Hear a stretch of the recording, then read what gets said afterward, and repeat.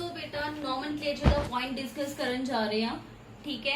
ਸੋ ਨੋਮਨਕਲੇਚਰ ਦੇ ਅਸੀਂ ਇਹ ਪੜ੍ਹ ਲਿਆ ਕਿ ਸਾਨੂੰ ਇਹਨਾਂ ਦੀ ਕਿਉਂ ਲੋੜ ਪੈਂਦੀ ਹੈ ਬਿਕੋਜ਼ ਕਾਮਨ ਨੇਮਸ ਅਸੀਂ ਪ੍ਰੈਫਰ ਨਹੀਂ ਕਰਦੇ ਬਿਕੋਜ਼ ਮੈਂ ਅਬਵ ਵੀਡੀਓ 'ਚ ਤੁਹਾਨੂੰ ਉਹ ਪੁਆਇੰਟਸ ਡਿਸਕਸ ਕਰ ਚੁੱਕੀ ਹਾਂ।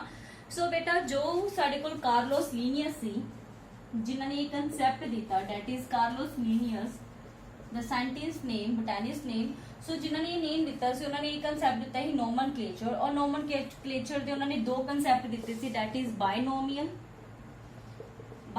Nomenclature and trinomial nomenclature.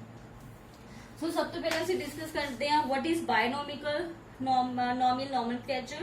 So he explain this system in the 10th edition of his famous book. So उसने जो कार्लोस लीनियस सी उसने बायनोमियल नोमनक्लेचर ਨੂੰ ਆਪਣੀ ਜੋ 10th ਐਡੀਸ਼ਨ ਸੀ ਉਹਦੀ ਬੁੱਕ ਦਾ ਜਿਸ ਦਾ ਨਾਮ ਸੀ ਸਿਸਟਮੇ ਨੇਚਰੇ।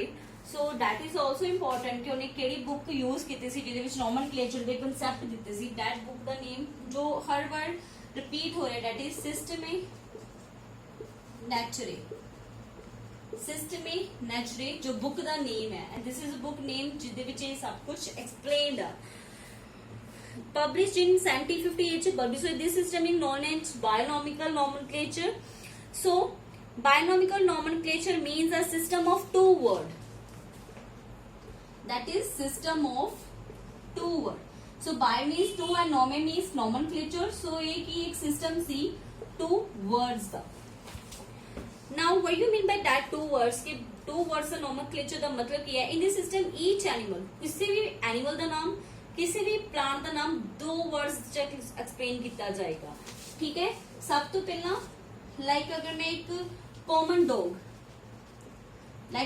डॉग जो अपने स्ट्रीट डॉग्स ने अगर उन्होंने एक साइंटिफिक नेम लिखा दैट इज कैनिस फैमिलियरियस। एक कॉमन नेम दा साइंटिफिक जूलॉजिकल नेम है कॉमन डॉग दा दैट इज कैनिस फैमिलियरियस। असी ठीक है उन्होंने क्या किया टू वर्ड्स में वन एंड टू वर्ड्स में ठीक है। नाउ ऑलवेज जो फर्स्ट वर्ड होगा दैट इज जेनरिक नेम। जो फर्स्ट नेम होगा that is generic name and जो लास्ट नेम होगा दैट इज स्पेसिफिक नेम और you can say species name केड़ी स्पीसीज ठीक है। सो ये नहीं है कि सिर्फ असं जो घर च पैट डॉग्स रखते हैं उन्होंने ही जो मतलब नेम होंगे ने ब्रीड्स नेम होंगे ने जो अपने स्ट्रीट डॉग्स होंगे ने उन्हों का ये कॉमन नेम आ। सो ऑलवेज असी जो भी बायनोमियल नोमेनक्लेचर करांगे सो जो फ्रंट नेम होगा ऑलवेज जेनेरिक होगा एंड जो लास्ट नेम होगा that is always specific name ठीक है। Now next is trinomial nomenclature. So trinomial nomenclature means that have a three words system of three words. System of three words का meaning है कि जो असी अपना नाम बोटैनिकली या जूलॉजिकली ठीक है जो असी ह्यूमंस और एनिमल्स की नेमिंग करते हैं दैन असी जूलॉजिकल बोलते हैं एंड जो असी प्लांट्स के ऊपर नेमिंग करते हैं then we use botanical names.